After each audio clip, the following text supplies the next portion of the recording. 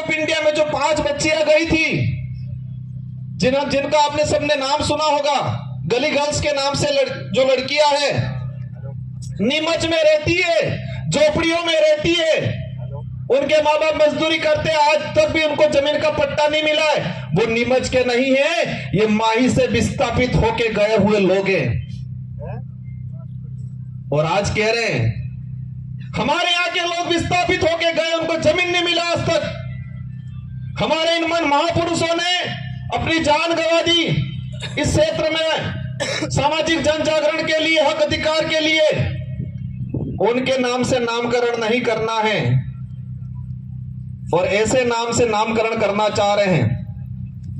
करना है तो इस क्षेत्र में जो लोग थे, किसी भी समाज का व्यक्ति हो, एससी का हो, ओबीसी का हो, किसी भी जिस व्यक्ति ने इस क्षेत्र के लिए काम किया है, मामा बालेश्वर आदिवासी नहीं थे, लेकिन आदिवासी समाज आज उनको भगवान की तरह पूछता है, क्योंकि आदिवासी के लिए काम किया। हम हर उस व्यक्ति का, हर उस समाज का सम्मान करेंगे जो मानवता में विश्वास करता है, और उस हर व्यक्ति और उस हर धर्म का विरोध करेंगे जो छुआछूत, भेदभाव, ऊंच नीच करता है, उन सबका हम विरोध करेंगे, क्योंकि ये देश संविधान से चलता है। और आज बात करें, एक नारा लगाया जा रहा है 400 पार। क्या नारा लगा रहे हैं? 400 पार। अंग्रेजों और मुगलों ने इस देश को कम लूटा था, उससे भी खराब स्थिति से ये लोग इस देश को लूट रहे हैं। इसका असर आदिवासी या एससी को ही नहीं है, इसका असर पड़ेगा हर वर्ग के व्यक्ति को, आने वाले समय में भुगतना पड़ेगा।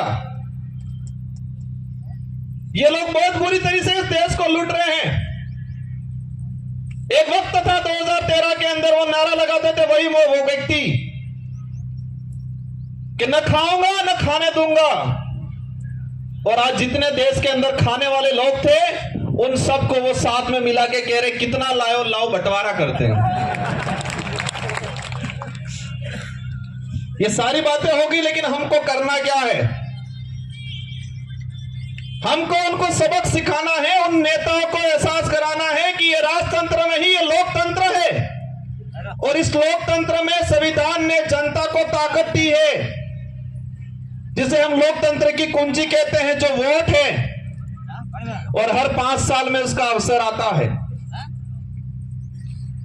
आज मुझे कहते हैं एमएलए साहब बहुत बड़ा दिग्गज आदमी है, बहुत पैसा है, ये कहते हैं, टक्कर लेनी पड़ेगी, ये कहते हैं। मैंने कहा मैं नहीं लड़ रहा हूं, डूंगरपुर बांसवाड़ा की जनता चुनाव लड़ रही है, और ये जनता पैसों के लिए चुनाव नहीं लड़ रही है। ये जनता सुख सुविधाओं के लिए मेरे साथ नहीं है, ये जनता स्वाभिमान के लिए है। इस जनता के अंदर जो साथ मेरे साथ जुड़ रहा है, संगठन के साथ जुड़ रहा है, उस प्रत्येक व्यक्ति के अंदर स्वाभिमान जगा है, अपने आने वाली पीढ़ी के लिए कुछ कर गुजरने की ताकत जगी है, इसलिए मेरे साथ जुड़े। और देश के इतिहास उठा के देख लो, आजादी से पहले भी जो राजा रजवाड़ा या मुगलों की सेना होती थी, तो सोना में भर्ती होता था सिपाही, तो वो सैलरी के लिए होता था, तनख्वाह मिलती थी, या किसी राजा से एग्रीमेंट होता था, सहयोग में पूरी सेना भेजता था, तो रियासत क्षेत्र की कुछ जमीन को लेकर सौदा होता था। लेकिन वो सेना युद्ध के मैदान में टिकती नहीं थी। और यही देश के इतिहास उठा के देख लो कि मुगल के अकबर के सामने इस देश के सारे राजाओं ने अधीनता स्वीकार कर ली थी, लेकिन महाराणा प्रताप एक ऐसा था जिसने मुगलों के सामने अधीनता स्वीकार नहीं की थी। देश के इतिहास में पढ़ाया जाता है, हमारे बड़े बुजुर्गों से सुनते हैं कि देश के अंदर सारे राजाओं ने अकबर की अधीनता स्वीकार कर ली, लेकिन राणा प्रताप ने अधीनता स्वीकार नहीं की, क्योंकि देश के अंदर अन्य राजा थे उनकी जो सेना थी वो सैलरी पे थी, तनख्वाह पे थी।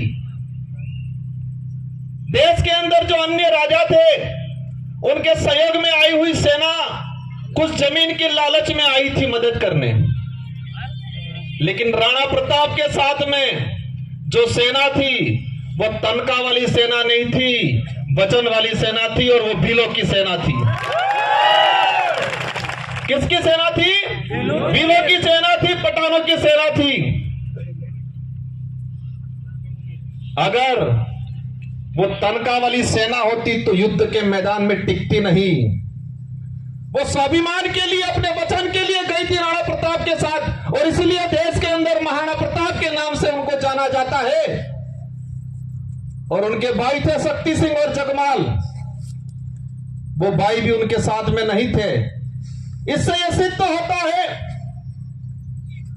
कि महाराणा प्रताप को किसने साथ दिया। उनके परिवार के लोग भी हट गए थे, वो भी मान सिंह की गोद में जाके बैठ गए थे। उस कुल के लोग हैं ये। और मुझे पता है कि इस कांग्रेस और बीजेपी के बहकाव में आके उनसे पैसा लेके ये काम नहीं करेंगे। ये लोग स्वाभिमान के लिए काम करेंगे, ये वचन के लिए काम करेंगे, आने वाली पीढ़ी के लिए काम करेंगे। मेरी बात को आप समझ गए होंगे कि हमारे लोगों ने महाराणा प्रताप को वचन दिया था, तनख्वाह नहीं ली थी। फौज में हमारे लोग भर्ती नहीं हुए थे, तनख्वाह की बेसिस पे नहीं हुए थे। पूरा गांव के सिपाही लोग, जवान लोग गए थे, वो वचन दिया था। और इस लड़ाई में, इस मैदान लोकसभा क्षेत्र में मुझे उम्मीद है पैसों वाली सेना नहीं टिकेगी, वचन वाली सेना टिकेगी। क्योंकि उनके साथ जो सेना है वो पैसों वाली सेना है, तनख्वाह वाली सेना है, दहाड़ी वाली सेना है, और हमारे साथ वचन वाली सेना है, स्वाभिमान से जीने वाले लोग हैं। बातें बहुत सारी अंत मंच आएंगे, उस पे करेंगे। हमारी लड़ाई सीधी सी है कि इस क्षेत्र में संविधान के अनुरूप आरक्षण लागू हो जाए। यहां का कलेक्टर, एसपी, संभागीय आयुक्त क्लियर कर दे कि संविधान के भाग इसमें 5वीं अनुसूची के तहत क्या प्रावधान है, कितना आरक्षण मिलना चाहिए। आरएस भर्ती की अगर बात करें, हमारी जो मांग है दूसरी, प्रशासनिक सेवा के अंदर हमारे यहां के लोगों को प्रतिनिधित्व मिलना चाहिए। हमको एक लेलूपोट दे दिया, दिनेश सेवा के अंदर भर्तियां देंगे, पद देंगे। और उसमें भी मैंने देखा 3 भर्तियां 2013, 2016, 2018। अनुसूचित क्षेत्र के अंदर अधिनियम सेवा के 109 पद आए, एसटी के लोगों को मिले 42, ओपन कैटेगरी में गए 67, और एससी समाज को मिले 0, और ओबीसी वालों को तो पता ही नहीं है हम है कौन, हम आते कहां है वो ही नहीं पता है हमको। और मैं कहता हूं इस क्षेत्र से अगर ओबीसी की किसी ने आवाज उठाई थी, राजकुमार रोत ने उठाई थी। हम हर व्यक्ति की बात करेंगे, लेकिन हमारा हक किसी को मारने नहीं देंगे। एससी समुदाय को 0 सीट 3 भर्तियों में, और अधिनियम सेवा के अंदर 67 पद आए, उसमें एसटी एससी रिजर्व कैटेगरी का एक लड़का नहीं गया। हमारे साथ 13 से 14 अधिनियम सेवा के आरएस अधिकारियों के पद मारे गए। इसका गुनहगार कौन? जो ईडी के डर से भाजपा में गए वो है। ये लड़ाई बेरोजगारों की लड़ाई है। ये लड़ाई हमारे क्षेत्र में, शिक्षा के क्षेत्र में क्रांति लाने की लड़ाई है। हम सबको लड़ना है। ये चुनाव जीतने तक का उद्देश्य नहीं है, नारे लगाने या पार्टी का नाम लेने तक का उद्देश्य नहीं है। हमको हमारा समाज बचाना है, हमारा देश बचाना है। ये देश का संविधान अधिकार देता है हर व्यक्ति को, हर समाज को अपने हक अधिकार की बात करने का अधिकार है, और करना चाहिए हर व्यक्ति को। लेकिन हमारे यहाँ के नेताओं ने इस क्षेत्र को बर्बाद करने का काम किया है। मुद्दे अनेक हैं। ये 400 पार का जो नारा लगा रहे हैं, उस नारे को समझना। इन लोगों की चाल है ये संविधान बदलने की, संविधान को खत्म करना चाहते हैं। और आप सुन लेना, अभी का उदाहरण है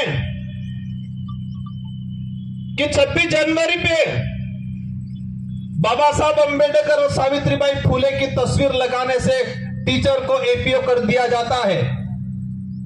जिस पार्टी को बाबा साहब अंबेडकर और सावित्रीबाई फुले की तस्वीर से दिक्कत है, वो देश का भला कर सकते हैं क्या?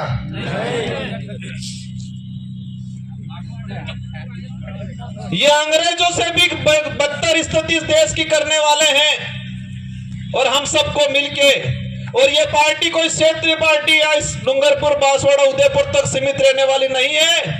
ये पार्टी अरब सागर से लगा के बंगाल की खाड़ी तक जितने जो स्टेट पड़ रहे हैं, और हमारे साथ हर वर्ग का व्यक्ति जुड़ रहा है।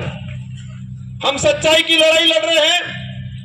आने वाले समय में मुझे उम्मीद है, मेरी बात पे आप गौर करोगे कि युद्ध के मैदान में सैलरी वाली जो तनख्वाह वाली सेना नहीं टिकती है, युद्ध के मैदान में वचन वाली और स्वाभिमान वाली सेना टिकती है, और वही सेना मेरे साथ है। मुझे पता है हमारे लोग गरीब है, कमजोर है हमारा कार्यकर्ता, लेकिन मुझे यह भी पता है कि उस व्यक्ति के अंदर जमीर जिंदा है, उसका स्वाभिमान नहीं मरा है। वो व्यक्ति डट के मुकाबला करेगा और पूरे भारत की रोमांचक सीट यह होगी। और मुझे दुख भी है, मेरे 84 के कार्यकर्ताओं का दुख है, मेरा भी दुख है कि 84 की जनता ने एक शानदार बैंडेड दिया था मुझे। मेरी भी इच्छा थी मैं 84 के अंदर ही रहूं, मेरे कार्यकर्ताओं की भी इच्छा थी 84 के अंदर रहूं, लेकिन बांसवाड़ा वाले ही नहीं माने। और आपको ये तेरवाने का काम करना है और ये बेड़ा पार करना है। इन्हीं शब्दों के साथ आप सबको धन्यवाद। एक बात और बोलना चाहूंगा,